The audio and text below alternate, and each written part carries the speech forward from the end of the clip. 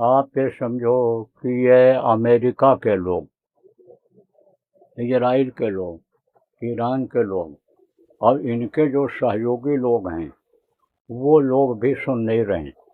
तो कुछ दिन पहले मैंने कहा था आप लोगों से, बताया था, समय समय पर बताता रहता हूँ कि 7 देशों के ऊपर आफत ज़्यादा आएगी।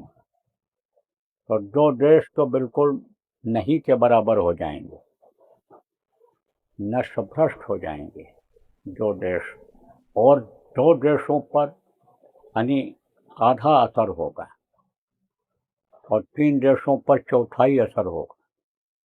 और उसकी आँच जो होगी, आँच किसको कहते हैं? जैसे आग दूर जलती है और उन लपटों से गर्मी दूर तक आती है, ऐसे जैसे बहुत तेज आग जले, बहुत तेज, तो उसकी गर्मी यहाँ तक आएगी। पेट के पास अगर जले तो यहाँ तक आएगी, ऐसे बगल वालों के ऊपर भी असर आएगा। देखेंगे लोग, कहेंगे अरे ये क्या हो गया। जो बचेंगे वहाँ वो देखेंगे कि लाशों पे लाशों का होगा नज़ारा, और सुनते तो जाओ संदेश हमारा, तो खाने वाले मिलेंगे, नया ज़माना बदलेगा। ये परिवर्तनशील संसार है, बदलाव होता रहता है।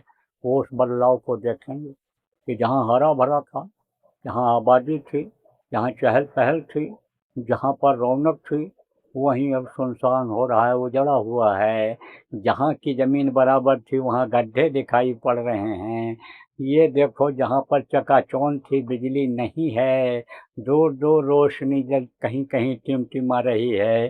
पानी की कमी हो गई, हर चीज़ की कमी हो गई, वो उसको देखेंगे, महसूस करेंगे, और दूर वाले सुनेंगे, ताज्जुब करेंगे। वो समय अब आ रहा है, वो समय आ रहा है। अब ये मानने वाले नहीं। शंकर जी अपनी जगह छोड़ दिए। आप ये समझो कि इधर आपको बताने जगाने के लिए आना पड़ा कि भाई शंकर जी अपना तांडव शुरू न कर दें। तो शंकर जी तांडव तो अब इधर अभी नहीं शुरू किए हैं, अभी नहीं करेंगे, लौटेंगे तब करेंगे। किधर से लौटेंगे? उधर विनाश करके लौटेंगे, तब शुरू करेंगे इधर। लेकिन होगा इधर भी आएंगी तकलीफें। ये पक्की बात नोट कर लो, देश विदेश के लोग जो भी सुन रहे हो, कि भारत देश में भी तकलीफ आएगी। लेकिन कब आएगी ये तो समय आएगा तब बता दूंगा आपको, अभी नहीं बताऊंगा आपको। लेकिन समय, इस समय तकलीफों का कहाँ पर है ज़्यादा? इजराइल अमेरिका में, ईरान में, और इधर आपके खाड़ी देशों में। इसीलिए कहा गया है वहाँ के लोगों को, सत्संगियों को, कि जगह छोड़ दो, अब निकल करके कहीं सुरक्षित जगह खोज लो। कहीं अगर जगह नहीं मिलती है तो भारत देश में चले आओ, लौट करके आ जाओ अपने वतन पर। और समझ लो कि ज़्यादा समय अब नहीं है, नहीं तो कोई भी चपेट में आ सकता है। समझ लो आज कि आज की तारीख आपकी हो गई 22 तारीख, 26 तारीख तक 4-5 दिन का समय है। 26 तारीख तक, हद से हद 27 तक आ जाओ, तब लोग वापस हो जाओ, जगह छोड़ दो वहाँ से। क्यों? क्योंकि ये कोई ज़रूरी नहीं है इस समय पर कि हर जगह के लोग सुरक्षित हैं जिन देशों से लड़ाई हो रही है। अब आप ये सोचो कि जहाँ जहाँ पर यानी इन लोगों के ठिकाने हैं, वहाँ पर बम्बार्ड हो रहा है मिसाइलों से। 6-6 हज़ार किलोमीटर दूर बैठे हैं और बटन दबा दिया और मिसाइल गई वहाँ, और जला करके, राख करके चीज़ों को चली आई, नष्ट भ्रष्ट करके चली आई थी। तो कब कहाँ क्या हो जाए ये कुछ नहीं कहा जा सकता है।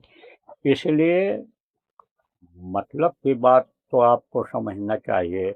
तो आप लोगों से बार बार अब नहीं कहना है, ना हमारे पास कोई फ़ोन करना, ना हमसे कोई रियायत मांगना। हमारे पास रियायत नाम की चीज़ नहीं रह गई। मैं तो आपको संदेशा पहले भी देता रहा कि भाई जब समय आएगा आपको बता दिया जाएगा और आप फिर जगह छोड़ देना। लेकिन लोभ में, लालच में धन संपत्ति बढ़ाते चले गए, बच्चों पर ध्यान नहीं दिया, और बच्चों का मन वहाँ से नहीं हटाया।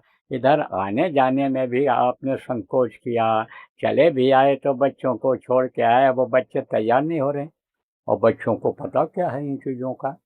तो अब आप ये समझो, जो भी गलती हो गई हो पहले गुरु महाराज से माफ़ी मांग करके, और अब बातों को पकड़ लो आप लोग। बार बार अब बोलना ठीक नहीं रहेगा, और ना हम फ़ोन अब किसी का सुनेंगे इस मामले में, यदि आपको बता दे रहे हैं। वैसे भी हमारे पास समय नहीं रहता है फ़ोन सुनने का।